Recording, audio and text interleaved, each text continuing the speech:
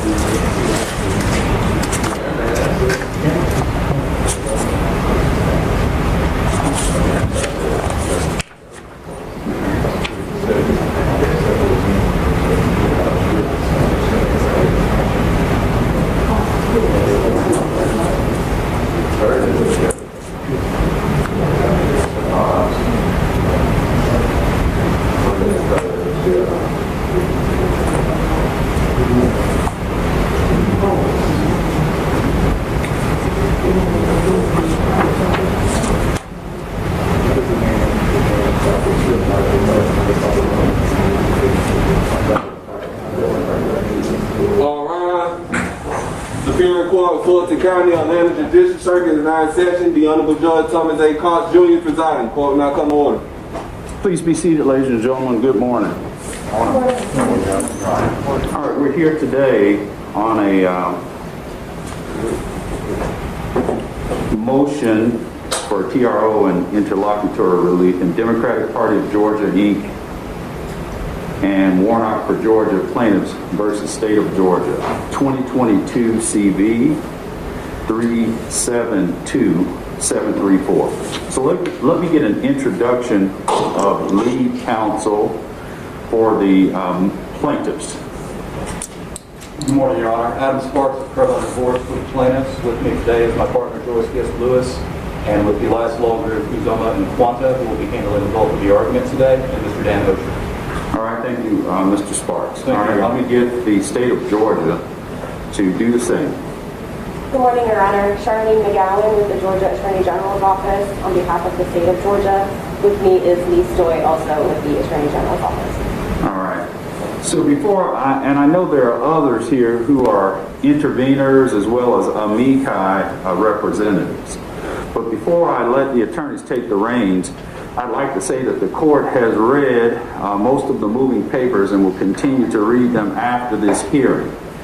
Based on my reading, it appears that this case is entirely centered on an interpretation of OCGA section 21-2-385D1.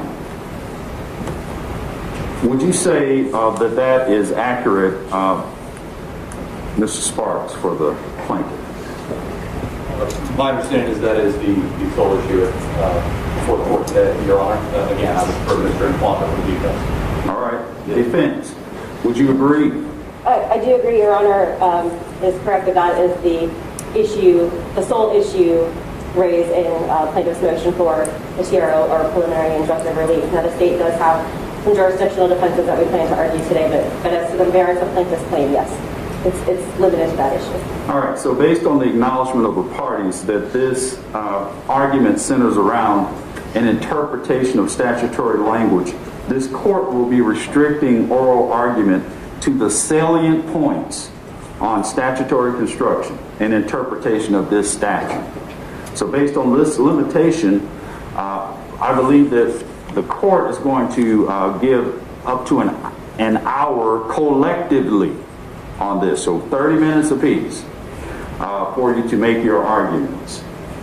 Certainly, this is a time urgent situation, so I do want to have time to continue the analysis. All right, so let's see, Mr. Sparks, if y'all would take the podium as well so that we can make sure that we can hear you as well.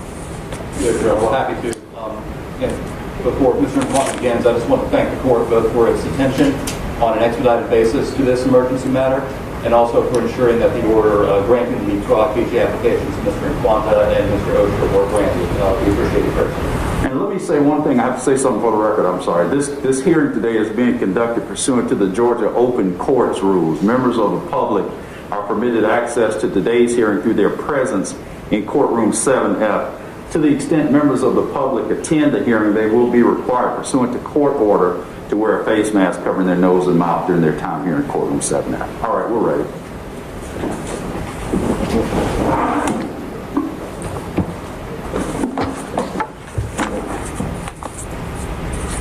Good morning, Your Honor, and Morning. may it please the court. My name is Uzoman Quanta, and I'm appearing on behalf of plaintiffs, Democratic Party of Georgia, DSCC, and Warnock for Georgia. Your Honor, this case presents a straightforward statutory interpretation question, as you noted earlier.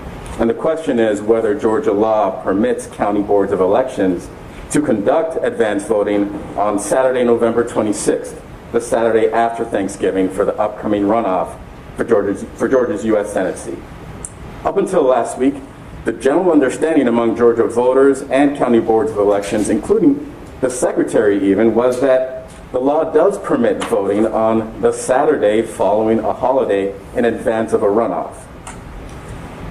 Following the 2020 general election, in advance of the January 2021 runoff, the Georgia voters in multiple counties conducted advance voting on December 26th, the Saturday following a holiday, December 25th.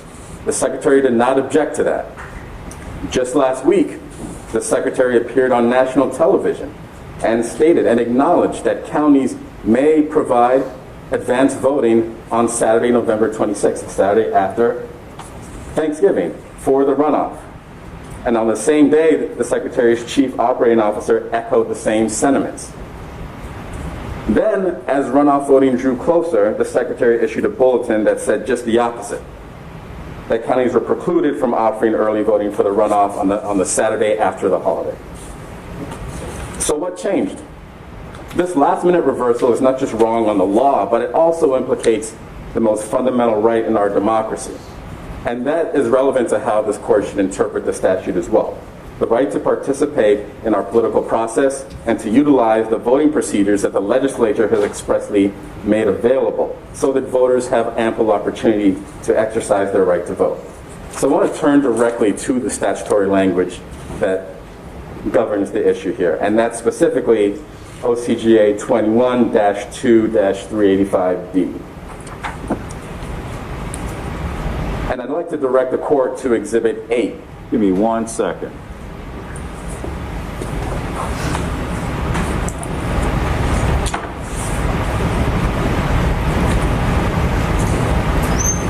All right, go ahead. And we've attached a copy of that statute as Exhibit 8 to the affidavit of Mr. Sparks. I have the statute. Great. So subsection D1, 21-2-385D1, authorizes a period of early voting separately for primaries and general elections and for runoffs. For primary or election, the advance voting or early voting starts the Monday immediately, or the fourth Monday immediately prior to that election. For the runoff, the statute sets forth a different rule. Advance voting starts as soon as possible but no later than the Monday immediately prior to the runoff. But the second Monday, sorry, that is, immediately prior to the runoff. So already in setting the period of authorized advance voting or early voting, the statute, and meaning the legislature, distinguished between runoffs and primaries and elections. Now that is the authorized period of voting in the runoff. That is the authorized period of also of voting in the primary and general election as set forth in subsection D1, A, and B. Now, the provision then goes on to provide conditions on voting during the Saturday in that runoff period. It provides conditions on that authorized period of early voting. Let me ask you a question about the pronouncements that you referenced in passing in the media. State actors' comments in the media. Does the public have a right to rely upon those types of statements, or could those statements be made in error, or could a public official simply change his or her mind about a statement that may have been made initially in the media? I acknowledge, Your Honor, a statement made publicly can be made in error, and I'm not suggesting there is a legal right to rely on that statement.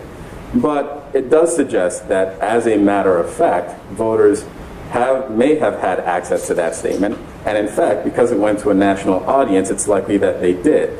And that implicates the equities as well, which I will get to later on.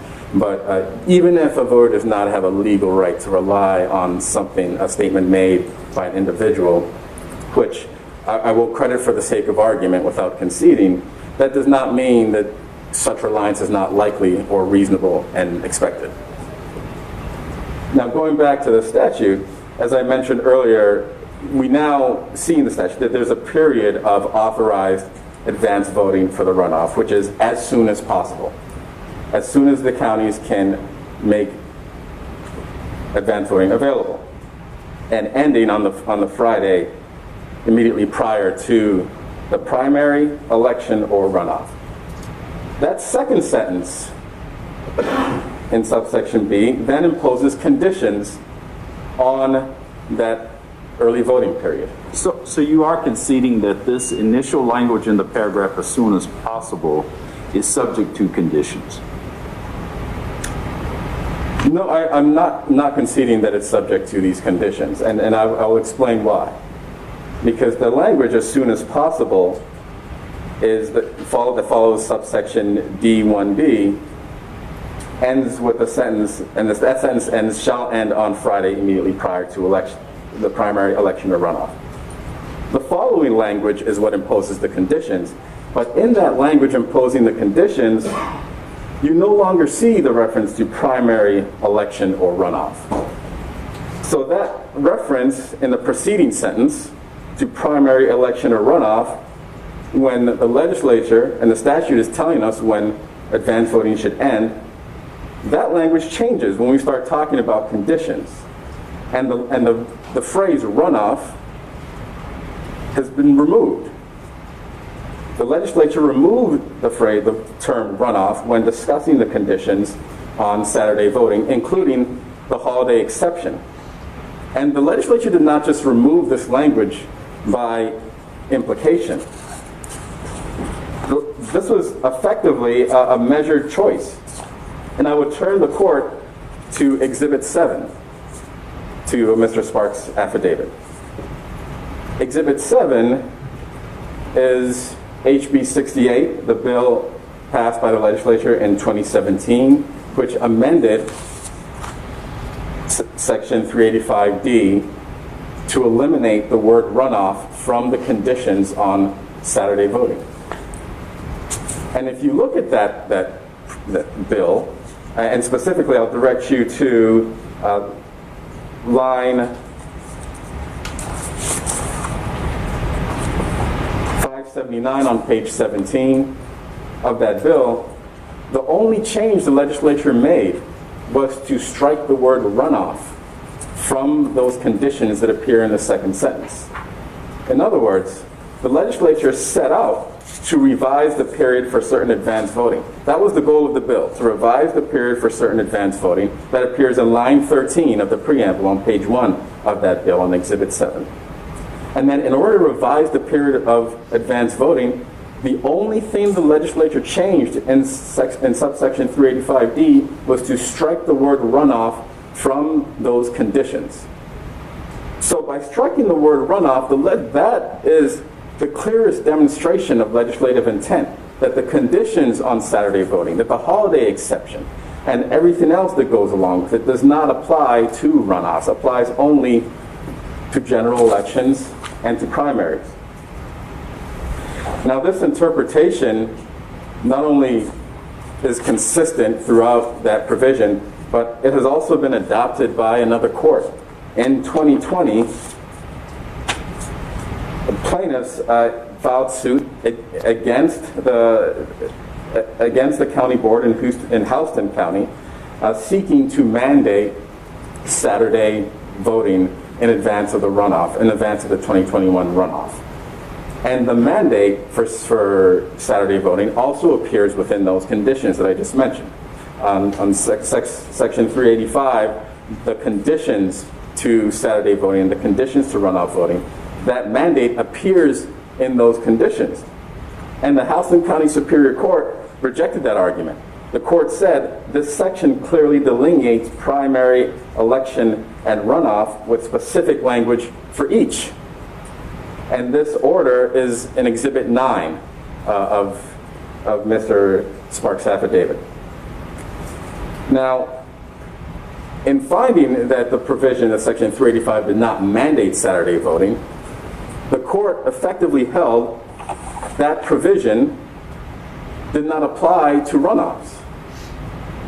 And what we have here is we have defendants and interveners who seek to interpret that provision in a way that gives the term primary and election multiple meanings all within the same sentence. They want to cherry pick that provision such that the mandatory Saturday voting does not apply, like the Houston County Superior Court says, but somehow the conditions on mandatory voting do apply. In other words, Why is it important that the legislature at some point earlier made a distinction between 3 types of elections? Why is that important? that is important because in Section 385, only 2 types of elections have been made subject to the conditions and the holiday exception. In other words, the holiday exception to Saturday voting in Section 385 has been tied to the primary or the election, and has not been tied to the runoff. And it's well settled under rules of statutory interpretation that when the legislature excludes language, specifically excludes language, and it does so intentionally. Are these 3 categories of elections ever used interchangeably? Yes. In some statutes, they are used interchangeably. In some statutes, there's a reference to primary and election that assumes that it also applies to a runoff. But Section 385 is not one of them. There have been a number of enactments in the election code, there are a number of bills that contribute to the election code over time. And it would not surprise me if some of those bills and some of those provisions do reference primaries and elections in a way that it's supposed to include runoffs. But the legislature made a considered choice here to not lump primaries, elections, and runoffs together. And the reason the legislature made that choice is because there are different rules that apply to each. There are different periods and different windows of advance voting that apply to each. So how can it be that the legislature distinguished the amount of time that voters have to participate in advance voting for runoffs and distinguish that from primaries and elections, and yet, as defendants suggest, that distinction is meaningless? The plain language of 385D makes clear that that distinction is meaningful and is determinative, because that's what determines how many days of advance voting voters will have access to in the runoff, which is quite different than the number of days voters have access to for primaries and the general election. So, as I've demonstrated, and as the statutory language demonstrates, the distinction between primary election and runoff is material in Section 385D, and it is intentional as demonstrated by HB 268, which, again, the sole change, the only change the legislature made in that bill was to strike the word runoff. The legislature targeted the word runoff with precision in order to make clear that the conditions on Saturday voting and the conditions on voting after holidays and the holiday exception in general did not apply to runoffs. And it makes sense why that would be the case here, because the legislature has significantly compressed the amount of time available for runoffs. If these conditions, if these additional conditions were to apply here, then you might not have weekend voting at all, or weekend voting might be limited to just the Sunday before the runoff. In other words, the distinction between runoffs and general elections and primaries that's reflected in Section 385, that distinction is consistent with the legislature's instruction that advance voting must occur as soon as possible. The legislature did not set a date for when advance voting should occur, rather as soon as possible. And that explains the distinction between runoffs, primaries, and elections, and so does the legislature's considered actions in HB 268. So in summary, the plain text of the statute and the interpretive rules that this court should apply all point in one direction. The text of the statute tells us that voting for the runoff is authorized as soon as possible until the Friday before the election. It specifically excludes runoff from the second sentence of Section 385D, which imposes a mandatory Saturday and a holiday exception to that mandatory Saturday. Neither the mandatory Saturday applies nor the holiday exception applies. And it makes clear that Saturday voting in advance of the runoff is committed to the county's discretion, and neither the secretary nor any other agent of the state should interfere with that. I'd like to address briefly some of the arguments that defendant and interveners have asserted in trying to change the interpretation of the reading of Section 385. So as I mentioned before, defendants have argued that the terms primary, election, and runoff are interchangeable. Well, they're clearly not interchangeable under Section 385D, because 385D, as I mentioned, sets forth different requirements for each. So to the extent that they may be interchangeable in some other provision, that's not true of Section 385D. And again, the legislature's 2017 amendment makes that clear.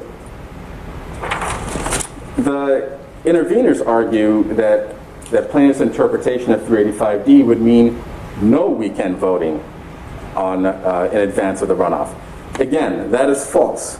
Looking at the plain language of Section 385D, again going back to Exhibit 8, the authorized period of advance voting for the runoff is as soon as possible up until the Friday before the election. That is the authorized period. And if there's nothing in the statute that restricts that authorized period or eliminates a date from that authorized period, then any day that county boards offer within that period is permitted and is a day that should be available for voting.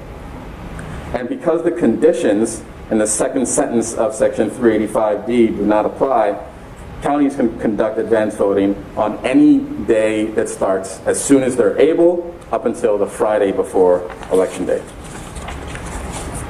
The state also argues that this is a last-minute change and attempts to invoke equitable principles to prevent this court from restoring the status quo. In fact, what plaintiffs here seek is not a last-minute change, but rather to restore the status quo. It is the Secretary's position that has changed at the last minute. As I mentioned earlier, in 2020, multiple counties offered Saturday voting on December 26th, the day after Christmas Day. You would admit, though, the law changed since that time. Is that right? The law has changed since that time, but not in any respect that's material to this dispute. So the change specifically was to compress the period of time for for advance voting in the runoff, and to mandate another day of Saturday voting on the third Saturday before the election.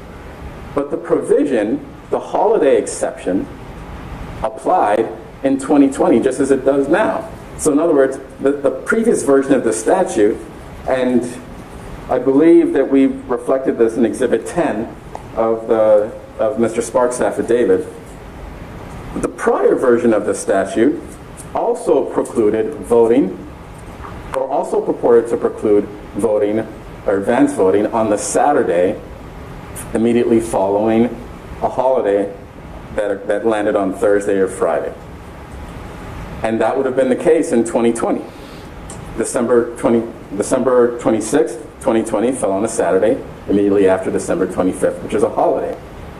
But the reason those counties were able to conduct advance voting for the runoff on that Saturday is because that provision, that limitation, that holiday exception did not apply to runoffs. That same exclusion, that same removal of the term runoff was also present in the 2020 version of the statute. And that's also the reason why the Houston County Superior Court stated that the statute, again, the Houston County Superior Court was interpreting the 2020 version of the statute. The Superior Court stated that the statute distinguishes the Section 385D, and specifically that second sentence that imposes the conditions, the mandatory Saturdays and the holiday exception, that provision distinguishes between primary, election, and runoff, and does not include the term runoff. Thus, it does not apply to runoffs. So that is consistent with the county's conduct when offering advance voting on Saturday, December 26th. And again, to my knowledge, to plaintiff's knowledge, the Secretary did not object. Nor does the Secretary attempt to offer any coherent explanation of why Saturday voting was permissible then on December 26th, but not permissible now.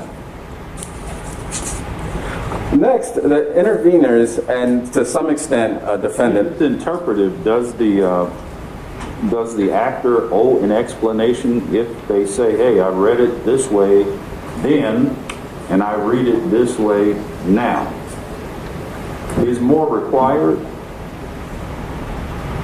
Yes, Your Honor, more is required, especially when the interpretation does not reconcile with the statutory language.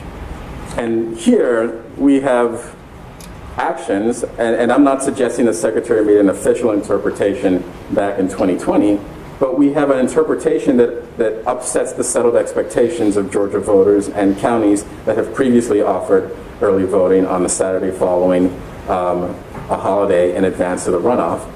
This interpretation upsets those settled expectations and completely contravenes the statement that the Secretary himself made just 2 days prior.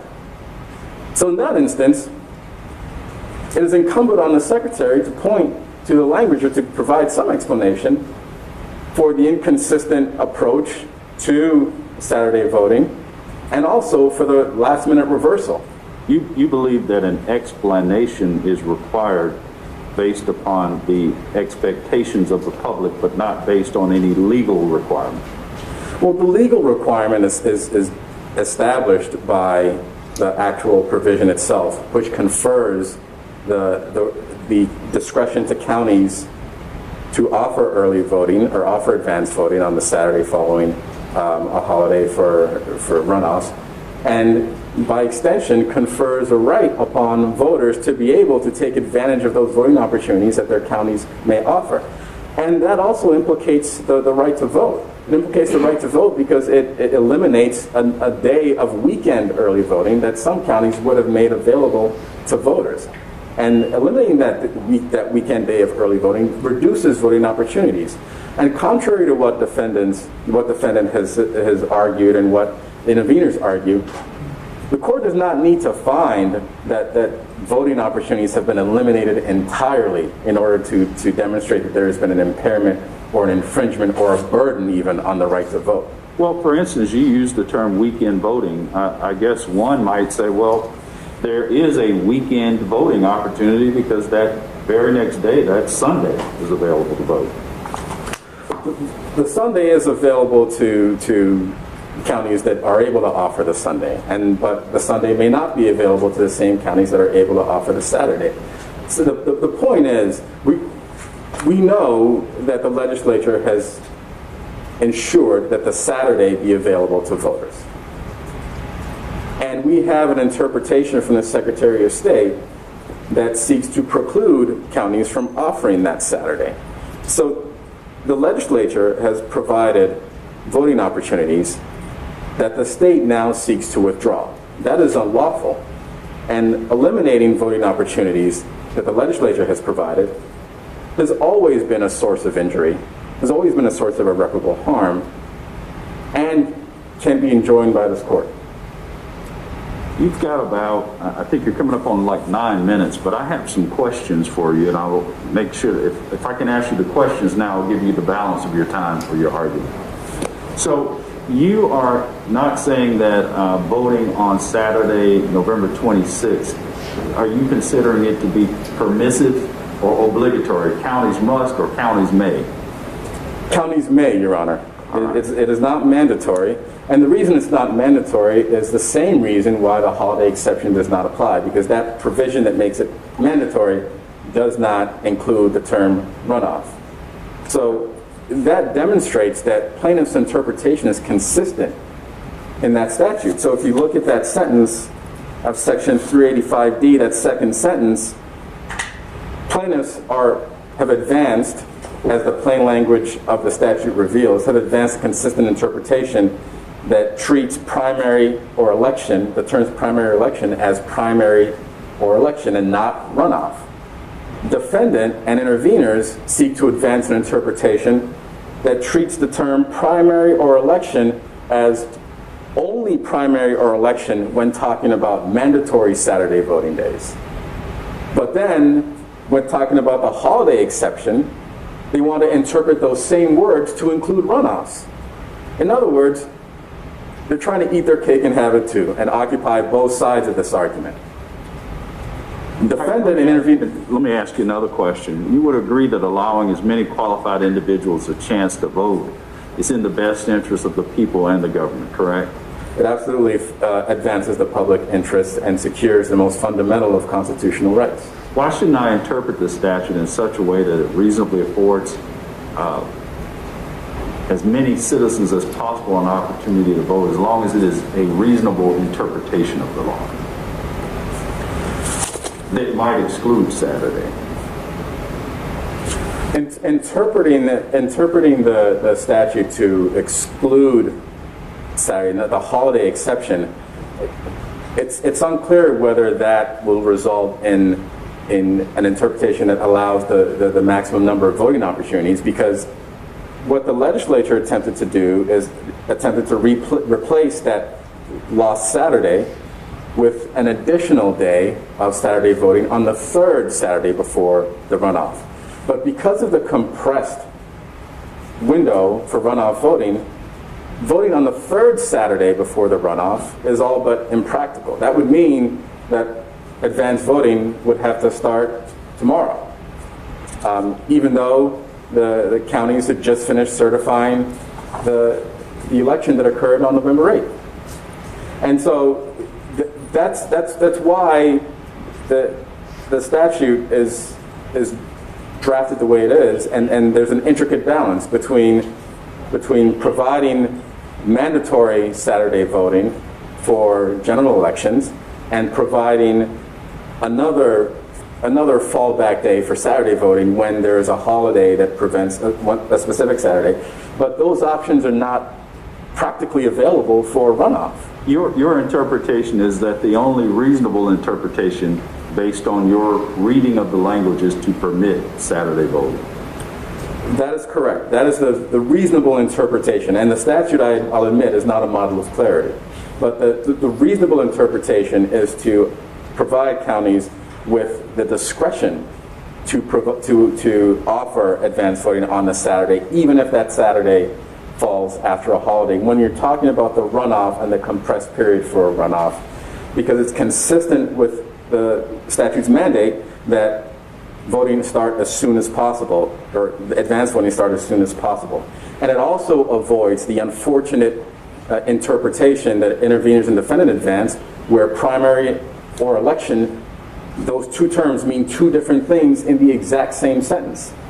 Plaintiff's interpretation would interpret primary or election to mean the same thing in that sentence, beginning with voting shall be conducted, and the conditions that are imposed by that sentence, both the mandatory Saturday requirement and the holiday exception, apply to general elections and primaries, but not to the runoff. All right, anything else? We've got about 3 or 4 minutes. Sure, yes, Your Honor, thank you. And I'd like to address briefly an additional argument that defendants and interveners have raised. And this, in their briefs, they suggest that the interest in uniformity somehow compels a conclusion here, or compels their reading of the statute. And that fundamentally misunderstands the advance voting framework. It's true that some counties, if the court were to find that advance voting on Saturday the 26th was permitted, it's true that some counties will offer advance voting on that Saturday, and some counties will not. But that outcome is precisely what the legislature contemplated. In other words, the fact that some counties would take advantage of it and others won't, the legislature contemplated exactly that when, instead of providing a date certain for all advance voting to occur before the runoff, it stated instead that advance voting may occur as soon as, or must occur as soon as possible. As soon as possible for one county will mean something different for another county, and the legislature was well aware of that. And that was true in 2020 as well. All counties did not start advance voting for the runoff on at the same day. So the interest in uniformity has never animated the interpretation of this statute. It is not in the interest of uniformity to eliminate a Saturday that the legislature has provided, and rather it is within this court's authority and within the public interest to recognize and to enforce the legislature's measured choice. And the legislature opted for flexibility.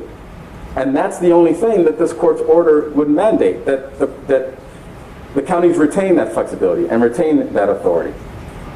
And it's interesting because intervener's brief gives the game away by arguing that Republican counties, as they describe them, may not be able to staff early voting sites on Saturday. And that's why it's discretionary and not mandatory.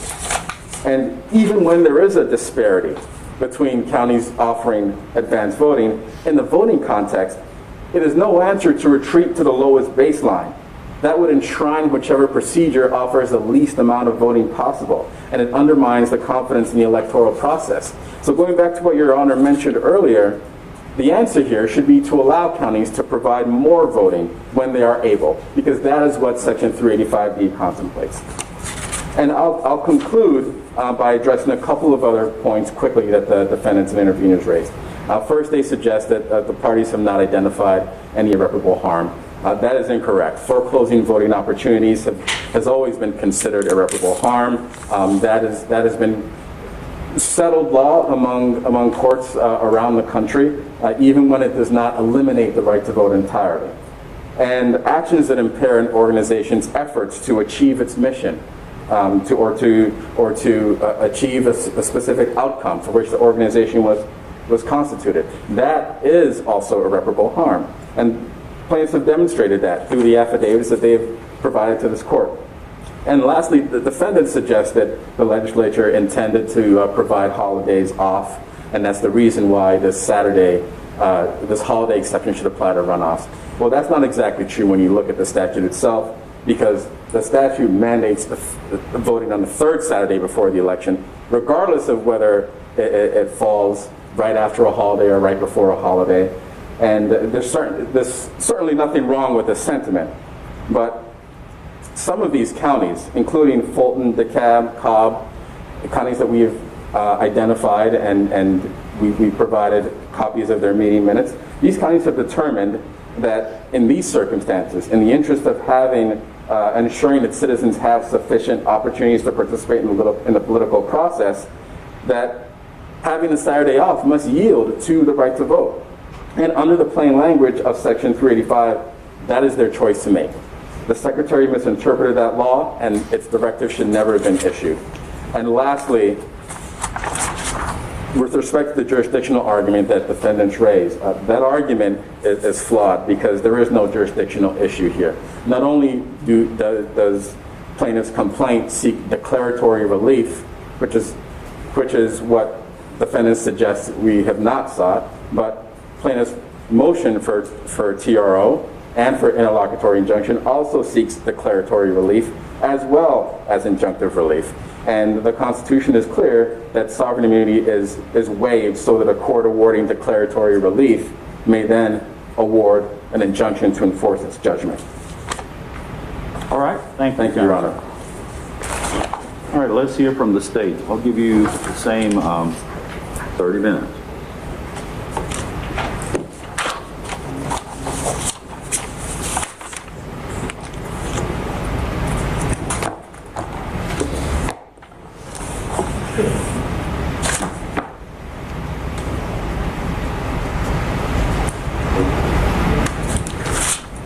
Thank you, Your Honor. And with the court's permission, I would like to yield 5 minutes of my time to allow the interveners to. I don't want to hear from the interveners. We've got all the briefs. This is a time-sensitive matter. Ergo, I'll only hear from one set of attorneys for the primary movements and respondents. Okay, that's fine, Your Honor. All right. Thank you. As Your Honor stated at the beginning of this hearing, the sole issue before the court is a narrow one: whether Georgia law permits counties to hold advance voting on Saturday, November 6th for the Senate runoff election. Now, to be entitled to preliminary injunctive relief, there are other factors that plaintiffs have to satisfy, but as far as the merits of their claims are concerned, that is the sole legal claim that they raise. And again, this is a legal issue. It's not a policy one. The issue is, what does Georgia law require? And the Secretary of State's office provided guidance to county elections officials on the legal requirements for advance voting. This guidance was not a decision that the Secretary made based on his discretion. It was not driven by politics. It was not intended to advantage or disadvantage any particular candidate or political party. The guidance was a statement of what is required under Georgia law. And I know the plaintiffs have made a deal out of some of the statements that the Secretary of State made before the guidance was issued. I think that was what they believed to be true at the time. Those statements were made in good faith, because normally there would be Saturday voting for a runoff election, but because of the way that the calendar fell this year, we ran into a conflict with the Thanksgiving holiday. I sort of raised the same question with you, counsel. Does the public have any legitimate expectation to believe statements of state actors with reference to Saturday voting? That certainly predated this litigation. Well, Your Honor, I don't think that what the Secretary of State may have said in a press conference was anything definitive. I believe the statement was worded in terms of, we believe there will be Saturday voting, because again, the understanding was normally you would have Saturday voting at some point in time during the advance voting period for a runoff election. But in this case, because of the way the calendar fell, we ran into the Thanksgiving holiday, and I think when they came to actually write the guidance and consult with legal counsel is when the office became aware of this conflict between what the law requires and the way the dates fell on the calendar. I guess that question was targeted at the public. Does the public have any expectation to believe statements made by state actors, be it unsworn, but in the media with reference to rights? No, Your Honor. When it comes to statements of the law, the Attorney General's office is the one that takes the state's legal positions and makes legal positions on behalf of the state and state officials. I don't think, while we want our state officials to get things correct when they make statements, in this case it was not, again, definitive. It wasn't meant to be legal guidance given. It was what was believed to be true. at the time. So no, I don't think that there's a reliance expectation that the public can rely on all statements made by public officials. Should the statements consider the context of the same decision faced by public officials in 2020 for context for the statements by public officials alluding to the potential for Saturday voting in 2022? Your Honor, I think the most recent expression of the Secretary of State's office position on this issue, we shouldn't look at 2020 because we are operating under a different law in 2020. What we should look at is the guidance that the Secretary of State's office put out to counties in 2021 when counties were subject to the current version of 21-385, and we attached that guidance to our brief. It was given to 5 counties, and it involved a special runoff election for special elections for House seats that affected 5 counties. And that guidance that was offered by the Secretary of State's office is consistent with the guidance that the Secretary of State's office put out for this particular general runoff election. That in that case, we were dealing with elections over the summer, and the period for Saturday voting fell over the 4th of July holiday weekend. And the Secretary of State's guidance at that time was that Saturday voting was not permitted under the same provisions in 21-385. And I get your pointing to 2021. I want to ask you another question about 2022. Was the law in 2022 substantially different to the current law, specifically as it relates to Saturday voting? Not sure I understand your question, Your Honor. Are you saying is the law in 2020 substantially the same as it is now in 2022? Yes. No, it is as not. It relates to Saturday voting.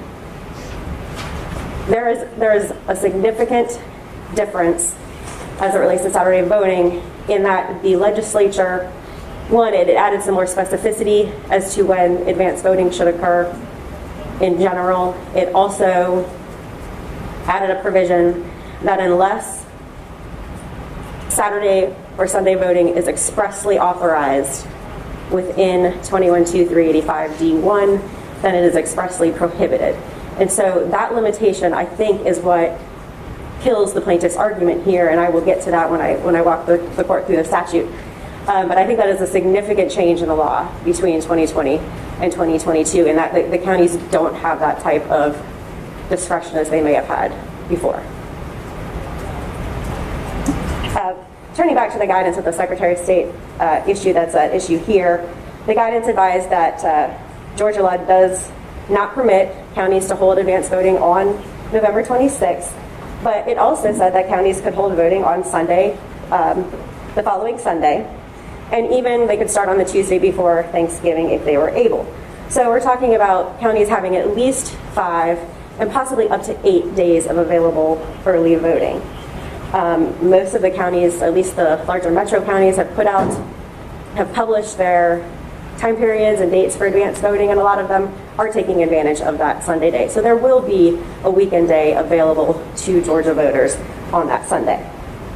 The statute at issue here, 21-385 D1, is clear that advanced voting is prohibited on a Saturday following a state holiday on Thursday or Friday. And again, as I mentioned, this is it's due to an unfortunate turn of events that the Saturday at issue here, which would normally be available, is not this year because of the way the calendar fell. It's a situation that's unique to this election year. The general election date was much later this year. It fell on November 8th, which is the latest possible date you can have a general election. And so this has pushed back all of the election dates. They're all much later this year. Even the certification date is later. We also had the intervening Veterans Day holiday that pushed dates back further. So the situation here where you have a second Saturday falling over the Thanksgiving holiday is unique to this election year. If we were talking about last year's election calendar, election day would have been November 2nd. And so this same second Saturday would have fallen on November 20th before Thanksgiving. Let me ask you a question about weekend voting, early voting. Does the state consider weekdays and weekends to be on equal par for purposes of the practicality of the Georgia voter? Again, I don't know if my experience is any different. I work during the week. and on the weekend you have more time. There are other Georgians who may only have a limited time off, and that day may be Saturday. What do you say to that? Well, first, Your Honor, I don't think that's an issue that's necessarily relevant here. The issue that is relevant is, what did the legislature mean when it wrote 21-2-385, and what are the legal requirements? It's not really up to me or my office or even the court to determine what the best policy is. That is the job of the legislature, to write what the law is according to what they think is the best policy. I will say that, again, the Secretary's guidance does provide for weekend voting, and the statute itself also accounts for working Georgians, in that it allows counties to expand the times of early voting on the days that are allowed. So it's not just limited to 9 to 5. Counties have the opportunity and the discretion to expand the time of early voting from as early as 7 a.m. to 7 p.m., just like they do on Election Day. And so that does allow for some flexibility for working Georgians to give them opportunities to vote. Would you agree that within the context of this statutory interpretational question, that this court is permitted to look at the statutory changes to the language of this code section over time in order to interpret the current meaning? Yes, Your Honor. I think it's fair to look at the legislative history to the extent that there is any ambiguity. But I will say that the current version of the statute is the most recent expression of the legislature and their intent. And the primary primary task for the court is to look at the language as it exists now and interpret it. And while the court can rely on some legislative history, we don't always know what the purpose of certain changes in language is if it's not clearly expressed in the bill. So, and I agree with you. The meaning of changes in language may be indecipherable, but what about the inclusion or exclusion of certain language over time? Doesn't that add context? it can, and if we're talking about the change that was made in 2017, I'm going to address that. I think there's a pretty easy explanation for the reason that change was made. And so if the court will permit me, I'll go and walk through and kind of step back and walk through how the state is viewing 21-2-385 and what we think the correct interpretation is. And I think the easiest way to do it is sort of walk the court through each part of the statute and how they relate to each other and how it fits into the broader context of the entire elections code. We think the fundamental flaw in the plaintiff's interpretation is that it rests on the premise that a runoff is not an election. This is simply wrong, and it misinterprets how these terms are used in the elections code and in the Georgia Constitution. A runoff is an election. So on December 6th, there will be an election for U.S. Senate. It is just a runoff election because the general election did not result in a winner receiving a majority of votes. Now, when interpreting a statute, a court starts with the text. So I'm going to break down the structure of 21-2-385 D1 by its parts. And I'll admit, Your Honor, that this is not the most easily understood statute. It's obviously long, but I think when the court breaks it down by parts, it's clear to see what the legislature was intending to do here. So it's made up of 3 sentences. That is one paragraph. And the first sentence states that there shall be a period of advance voting and tells us when that period of advance voting starts and ends. So, and it breaks it down between primaries and elections and then runoffs for primaries and elections. And those have different start times. So they have different start times, but they all end on the Friday immediately prior to each primary or election. So under this provision, that's why we have advance voting for the Senate runoff election that must start no later than November 28th and must end by Friday, December 2nd. So the first sentence of 21-2-385 establishes a time for advance voting and tells you the duration of the period for advance voting. The second sentence is where the legislature tells you the days of the week and times on which advance voting can occur.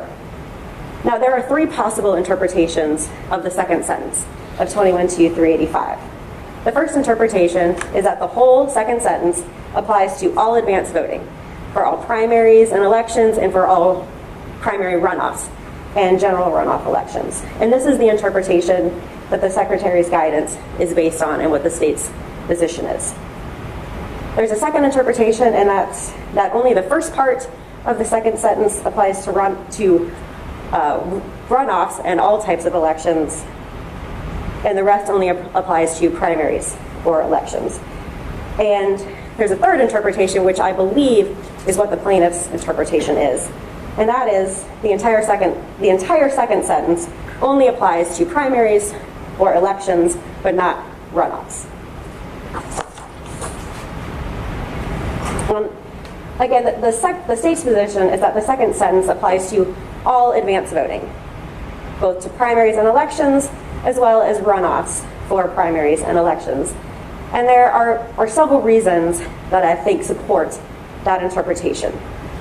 The first reason is that the text of the second sentence starts, "Voting shall be conducted," and there's no limitation on this. So the sentence appears to be a modifier that refers back to the whole advance voting period that is established in the first sentence. The other reason that the second sentence applies to all advance voting is because the legislature could have broken it down into two separate sections, just like they did the first section. In the first section, they wanted to delineate between, in the first sentence, they wanted to delineate between the advance voting period for primaries and elections, and then the advance voting period for runoffs for those same primaries and elections. So they could have structured the second sentence that way as well and said, these are the days and times for primaries and elections, and these are the days and times for runoffs to primaries and elections, but they didn't do that. And I think we have to assume that that was intentional. And finally, the Secretary's interpretation is also consistent with how these key terms are used and defined in the Elections Code. Now, the plaintiffs say that the legislature only used the phrase primary or election in the second sentence, so they must have intended to exclude runoffs. But I think it's important for the court to note how the phrase primary or election is used in the second sentence. It's not really used as a substantive limitation on the scope of the sentence.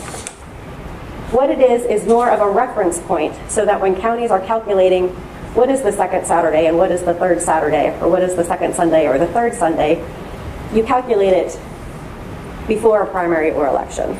And so it serves more of as a reference point than a substantive limitation on the scope. Let me ask you a question about that. Is it a fair characterization that the state, the legislature, the General Assembly, in these statutes have referred to three categories of elections, specifically a primary election, a general election, and a runoff? No, Your Honor, and I think that is, again, a fundamental flaw in the premise of plaintiff's argument. There are not three categories of elections. We don't have primaries, elections, and runoffs in Georgia. We have primaries and elections. A runoff is a continuation of a primary or an election, and that is set out very clearly in both the Elections Code as well as the Georgia Constitution. So that is how the Georgia Constitution views a runoff as not a separate election, but is a continuation of a primary or an election. Why then use the word runoff at all in any statute? That is a good question, Your Honor. And I think the way it's used in the first sentence of D1 is when the legislature needs to be a little more specific. And so they needed to delineate between a primary and election or a runoff for a primary or election. But if you look at the entirety of the Elections Code, these terms are used interchangeably throughout. And frankly, most of the Elections Code, when it talks about rules for voting, just refers to primaries and elections. But it's understood that that term incorporates runoffs for primaries and elections because the same rules apply to both types. So we have two types of times when voters go to vote. What is your explanation as to why the General Assembly included the word runoff? Given that your characterization is not a separate category of election, why write it in there? again, Your Honor, because I think they felt the need to be more specific in terms of the time for the advanced voting period when it comes to runoff elections or runoff primaries.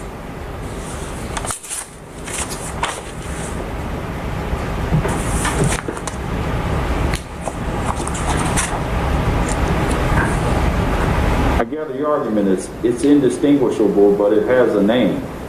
Isn't that confusing? No, Your Honor, because I think as long as you recognize that the legislature understands the terms primary and election to encompass runoff and not intentionally exclude runoff, then it's clear why they don't always feel the need to mention it every time they talk about a primary or election. It's usually mentioned, and I'm not saying they're always consistent on this, I wish they were, but for the most part, when the term runoff is used, it is to be clearer in terms of what kind of election we're talking about. Is there a definition of the word runoff that suggests or identifies that a runoff is not a separate category of election, but rather is a continuation of a primary election or general election? Yes, that is there, and it's not a defined term in the definition section of the code. Only the term primary and the term election are defined. An election is any election that is not a primary, and a primary is when voters nominate candidates to be on the general election ballot. The term runoff is described in Code Section 21.2.501, and this is where the legislature tells us that a runoff is considered a continuation of a primary or general election. So again, it's not defined as a separate type of election. It is considered a continuation of a primary or general election, and this is also in the Georgia Constitution. It's not just in the Elections Code. It's in Article 1, Section 2, Paragraph 2, where the Constitution tells us that a runoff is considered a continuation of an election. It's just an election that fails to yield a winner. And that is why it's considered a runoff election, because you have the general election. If you don't have a candidate that receives a majority of votes, there's no clear winner. We continue that same general election until there is a majority winner. And so I think this is the reason why the legislature didn't specifically use the word runoff in the second sentence, because it's understood as the terms primary and election are used in the Elections Code that it encompasses a runoff. I don't think there's any interpretation of any provision of the Elections Code that you can construe that when the legislature uses the term primary or elections, it excludes runoff. If that were the case, you'd have a number of provisions that apply to voting that would no longer apply to runoffs, including the fact that we use the electronic voting machines for voting. That provision, co-provision, only talks about voting in primaries and elections. It doesn't specifically mention runoffs. But we consider all of those same rules to apply equally to runoffs as they do to a primary or election. And again, I use the term runoff colloquially as a shortened term to refer to a runoff primary or a runoff general election. And that is how the Georgia Supreme Court has told us that courts are supposed to interpret statutory text in terms of how would a speaker of the English language interpret it. And it's commonly used to refer to the same thing. When you use the term runoff election, runoff, or election, you'll even see this as in a number of Supreme Court cases that we cited in our brief, or even the Georgia Supreme Court uses those terms interchangeably. So it's understood both by the legislature as well as the Georgia Supreme Court that the terms runoff, runoff election, election can include the same thing. They're not necessarily mutually exclusive of each other. And so turning to the 2017 amendment in the legislative history that the plaintiffs have cited, I think the simplest explanation for why the legislature took out the term runoff is because it simply wasn't necessary. And the legislature is supposed to avoid using terms that are mere surplusage. If the court looks at that text, they struck the word runoff in a sentence that uses the phrase primary or election 2 times. And the first time they just say primary or election, and then the second time they say primary or election, and that's where they struck runoff. And that's similar to how the second sentence of the current version of 21-385 reads. How should the court interpret the striking of that language? Again, Your Honor, I would submit that the simplest explanation is that it just wasn't a necessary term. It wasn't used consistently, and so the legislature wanted to bring some consistency to that part of the code. I will also say that it was a prior version of the statute. It's been changed at least twice since then. It was changed in 2019 and then again in 2021 that I'm aware of. And so I don't necessarily think that that's some sort of smoking gun that shows that they wanted to exclude runoffs. But I believe earlier you agreed that to draw context, it is appropriate to look at the history of legislation. I believe you did. Is that right? It can be, but again, Your Honor, the statute has gone through many iterations since 2017, and I don't think you can cherry pick one change and say, aha, this must be what it means. You have to look at how it changed over time, but that's, we look to legislative history more when we find that the statute isn't ambiguous, and we have to go back and see maybe what the legislature was intending at the time. Here, I don't think it's necessarily ambiguous. It's pretty clear from the structure and text of the statute as it's written now what the legislative intent was. I think it's also important for the court to consider that if it adopts plaintiff's interpretation of 21-385, what are the consequences? And this is where the third sentence of 21-385 becomes very important, because it says that county registrars have the discretion to extend the hours for advance voting and establish additional voting locations, but it also clearly states that voting shall only occur on the days specified in this paragraph, and counties shall not be authorized to conduct advance voting on any other days. So that means if 21-385 does not tell a county you can hold voting on this day, it has no discretion to do otherwise. And one of the problems with plaintiff's interpretation is if you say the entire second sentence of 21-385 doesn't apply to runoffs, then there's no rules at all when it comes to advance voting for runoff elections. There's no legislative expression of what time you can hold voting. There's no legislative expression of the days of the week, or you can only hold it on weekdays. There's no expression from the legislature as to whether or not counties can hold advance voting on state holidays. And so it simply defies common sense to say that the legislature wrote 21-385 in such a detailed fashion to set out the rules for advance voting, but didn't want any of those rules to apply to advance voting for runoff elections. And the other natural consequence of the plaintiff's interpretation is that it wouldn't allow for any weekend voting at all. Because if voting on Saturday or Sunday is not expressly permitted for counties, it is expressly prohibited. And again, that is the point of the third sentence. So when the plaintiffs argue that counties have discretion to hold voting whenever they want, it simply doesn't hold water in light of the way the legislature clearly said, counties, you have to hold voting on these days and no others unless we specifically allow you to.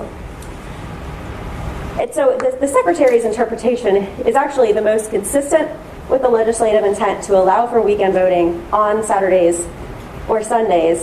And as Your Honor pointed out, it's actually the Secretary's, Your Honor asked a question about whether the court should interpret the statute in a way that maximizes voter opportunity and maximizes the amount of time that voters have available to them to go to the polls during advance voting. And it is the Secretary of State's interpretation that is the one that provides the maximum opportunity to voters to go to the polls. It allows for weekend voting.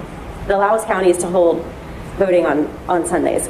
So you would agree that allowing as many qualified individuals a chance to vote is in the best interest of the people and the government of the state, correct? I agree with that, Your Honor, but again, that's a policy determination for the legislature to make. It's the court's task in this case is to interpret the code section and what it requires. I'm simply making the point that the Secretary of State's interpretation is the one that maximizes the amount of time available for voters to make it to the polls during advance voting. Are you advancing the same position that the plaintiffs advanced, that there is only one reasonable interpretation of this language?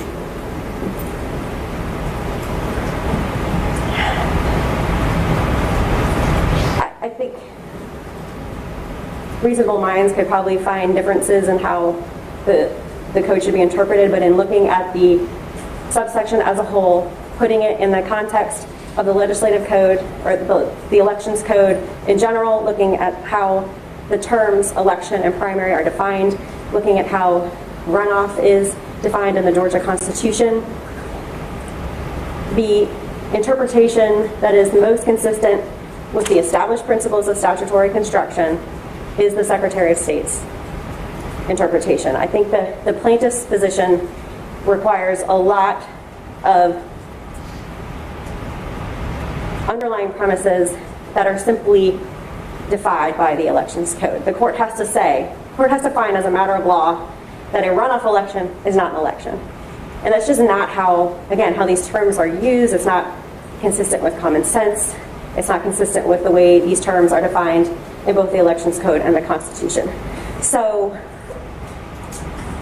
again, I think, Your Honor, in looking at the whole statute, applying rules of statutory construction, the Secretary of State's interpretation is the correct one and the most reasonable interpretation. When you say most reasonable, do you concede that there are other reasonable interpretations of this statutory language?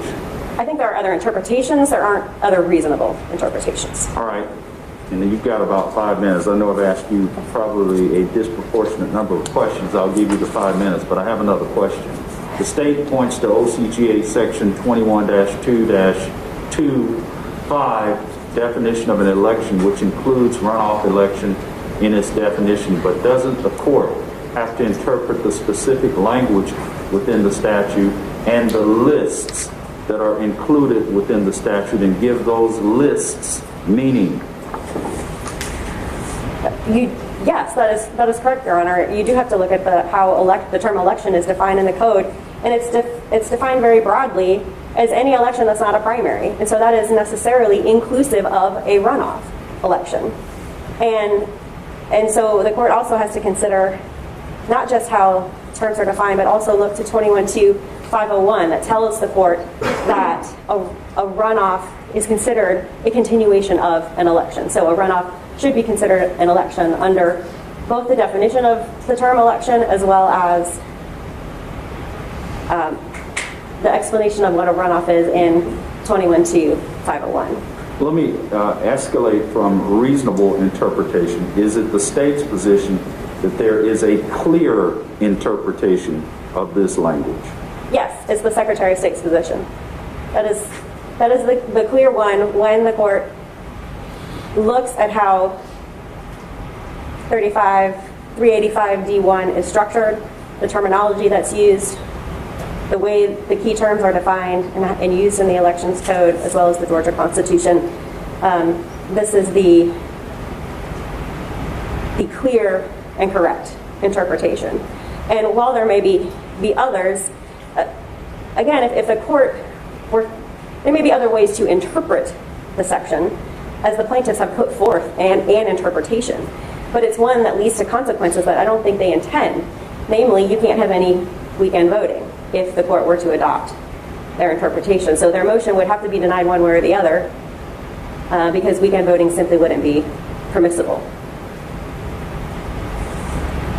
All right. So, and Your Honor, in considering a motion for a preliminary injunction, again, as the state explained in their brief, the state's sovereign immunity prevents the court from issuing a preliminary injunction. It is only until a court were to find on the merits at a trial that the plaintiffs are entitled to a declaratory judgment that the court could enter some sort of permanent injunctive relief necessary to effectuate a final judgment. But courts lack the jurisdiction to preliminarily enjoin the state. I will note that your colleague, Judge McBurney, issued a similar order in the sister song Women of Color versus the State of Georgia case. That is the lawsuit over Georgia's Life Act. That back in August, Judge McBurney held that the plaintiffs in that case were not entitled to a preliminary injunction against the Life Act because the state had sovereign immunity, and it was only after the court found in favor of the plaintiffs on the merits after a trial that the court issued a permanent injunction. That case is 2022 CV 367796. And in the few minutes that I... 367796? 367796. Yes, Your Honor. So do you contend that a trial court's order precludes this court from granting relief in this case? No, it's persuasive authority, Your Honor. A Superior Court order is a precedent. But I would submit that I would encourage the court to read the order because I think it sets forth the correct interpretation of how the state sovereign immunity applies. And I have a copy of the order, which I'd be happy to share. I don't need it. I have a few minutes remaining. To be entitled to a preliminary injunction, the plaintiffs not only have to show that they are clearly likely to succeed on the merits of their claims, they also have to show that the balance of the equities weighs in their favor. And the plaintiffs have failed to show a likelihood of irreparable harm here. As the court has already observed, there's going to be weekend voting available to Georgia voters. Counties can expand the times that are available for weekend vote or for weekday voting. And many of the counties, today is the date that the counties are required to publish their dates and times for weekend voting. And many of the counties have already done that, especially the counties in the metro area. And all of them are taking, or at least the counties in the metro area are taking advantage of the option to have Sunday voting. So that will be available to voters. Many of the counties are expanding the advanced voting hours to 7 a.m. to 7 p.m. So that includes Fulton, Cobb, Gwinnett, DeKalb, Douglas, and Clayton. Those counties are starting at least on Sunday. DeKalb and Douglas are even having advanced voting before Thanksgiving. So there are many options available to voters so that no one's right to vote is being denied here. It may be more convenient for some voters to offer a Saturday voting day, but again, that is not the issue before the court. The court is whether or not counties are legally permitted to hold voting on Saturday, November 26th. And we believe the clear answer is that they are not permitted, which was Secretary of State's guidance, and that guidance is a correct interpretation of Georgia law that the court should also hold was correct. I will say that the Supreme Court has cautioned courts not to interfere with an election that is already ongoing. We do have counties that have already posted their times and dates for advanced voting. Those are available to voters now. And to disrupt that process and require counties to make any last-minute changes at times can only serve to disrupt the orderly administration of an ongoing election. And so we believe the balance of harms here weighs in favor of the court denying any sort of preliminary injunction in this case. Would it be your position that if this court were to grant relief, that it would be obligatory on all counties, or would it be discretionary?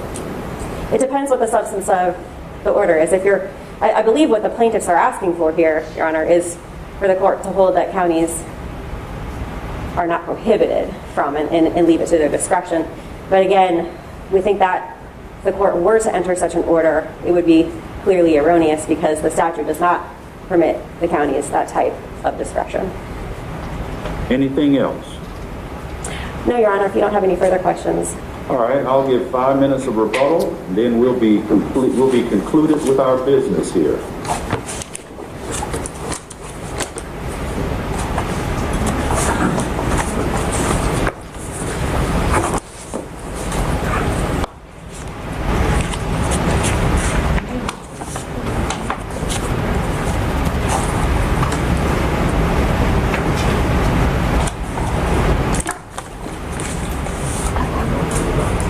Thank you, Your Honor. I just have a few quick points. First, I want to alert the court to what defendant and counsel for defendant is not saying. So the second sentence in section 21-2-385D, which says voting shall be conducted beginning at 9 a.m. and at 5 p.m. on weekdays, and on the I'm skipping a few words here, and on the second and third Saturday during the hours of 9 a.m. through 5 p.m. That second sentence mandates advanced voting on Saturdays. While arguing that second sentence applies to runoffs, they neglect to say whether they believe that Saturday voting on the second and third Saturday before the runoff is mandated.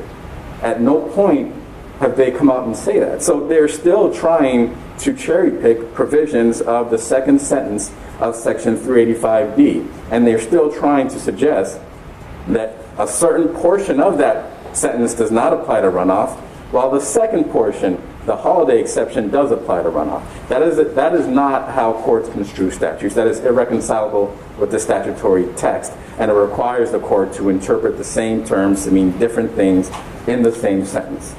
Second, the statutory interpretation argument that the defendant advanced begins to unravel when the court looks at the rest of chapter 385 or section 385, because in various portions of that provision, the legislature has used the term primary, election, and runoff.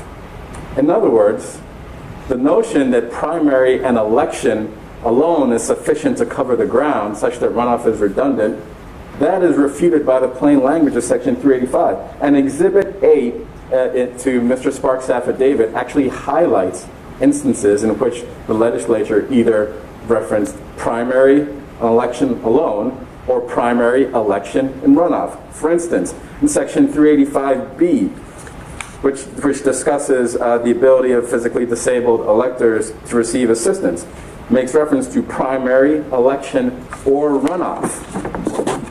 In section 385D, the subsection that we've been discussing, when discussing the availability of advanced voting, the court distinguishes between primary or election and a runoff. In section 385E, again, the statute makes reference to a primary, election, or runoff. In other words, there's a specific distinction that runs throughout the statute between primary, election, and runoff. And notwithstanding what defendants may believe that the term runoff means in another provision of the statute, here it's clear that the legislature was distinguishing between the three terms throughout the statute. What do you say to the state's position that the use of the word runoff is a distinction without meaning? In other words, there are really two types of elections, and that the word runoff is merely a reference to a completed race of one in which a winner was not selected on the day of the election? The two responses to that. First, it is not a distinction without meaning because the statute itself ascribes different regulations and different requirements for both. So by definition, it cannot be a meaningless distinction when both are subject in the statute to different requirements.